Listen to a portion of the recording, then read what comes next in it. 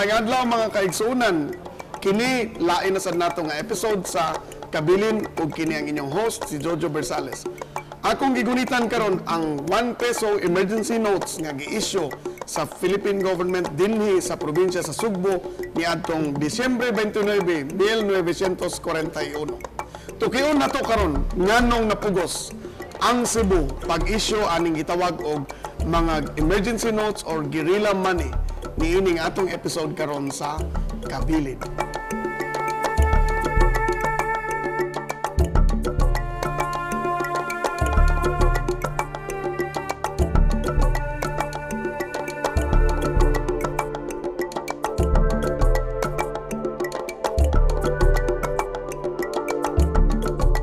Mga higala, sukad alas 9 pa mi sa buntag dinhi sa Museo Sugbo nagtrabaho og sorting niining mga kwarta nga na-issue panahon sa gubat sa hapon nagigamit sa underground o mga gerilya.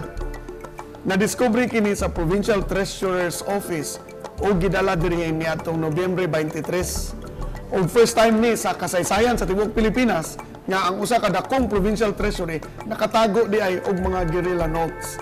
Ato karong iabi-abi ang mga experts sa guerrilla money nga ania kauban nako karon. Ang usa niini nila si Kaloy Apuhin, Senior Manager sa Bank of the Philippine Islands. Ang isa kining sa ako atubangan si Hale Boy Veralio taga Bugo pero naa nagpuyo sa Cebu City tag-iya sa Fairbank kanang daghang branches sa Bugo, Daan Bantayan, Dalaget ug dinhi pod sa Mandawi.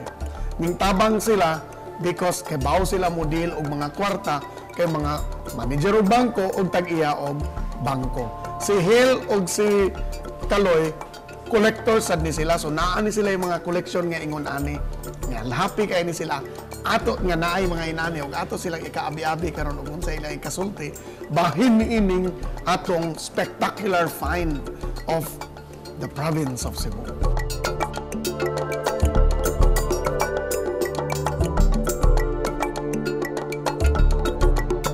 Mga higala, si Boy Veralio, collector ni siya at the same time, sa giingong ko na, tag-iya ni siya bangko sa Cebu.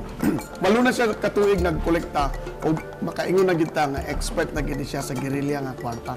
Istoryahan ta niya karon og giunsa ni pagprinta, nganong naprinta ni og unsa ka importante kini nga find karon sa province of Cebu.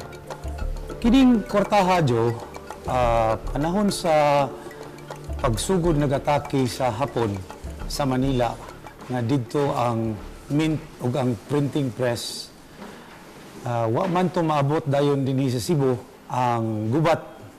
Tung panahon nga ang barko nga mohatod og kwarta dinhi rakrakan na sa Hapon ug unsay plano nga molupad para dinhi sa ato rakrakan pud sa Hapon mutong naglisod na og unsay ipang bayad sa mga empleyado sa probinsya sa Cebu ug sa ubang gobyerno. Moto si atong presidente kaniadto si Manuel L. Quezon naghatag to nagtelegrama siya nganhi kang Simeon Miranda nga pagprinta mo og inyong kaugalingong kwarta kay kana siya redeemable after the war at the rate then which was the official rate nga 1 por 2 usa ka $2 pesos ang uli.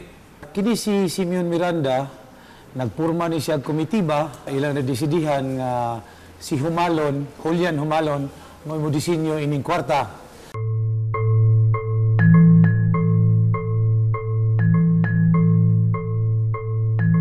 My father was an artist.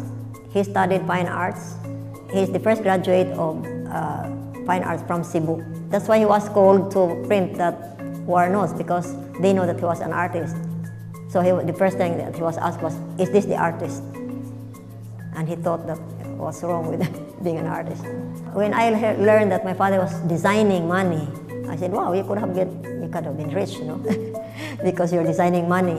And I never thought that, you know, it would take an artist to design money, and then it was several denominations.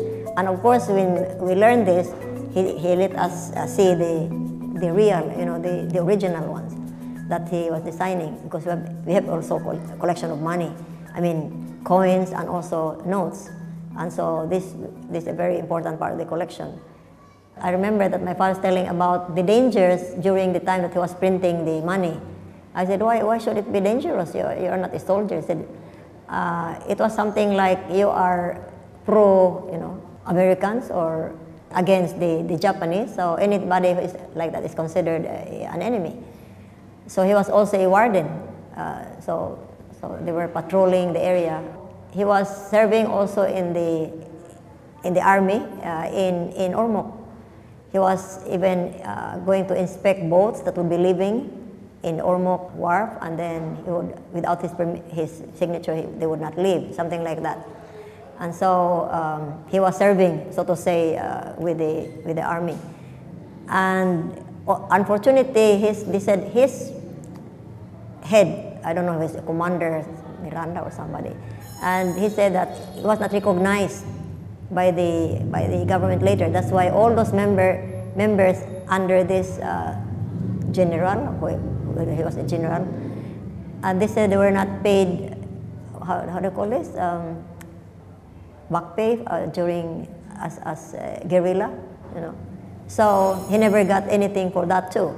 Just like he never got anything for his service in printing the emergency money, because they said it was during the Commonwealth, and now we are public. It's not our responsibility. That's what he said. So anyway, he was very frustrated with that later on. But then he said, well, I have served the country, and then, so that's it.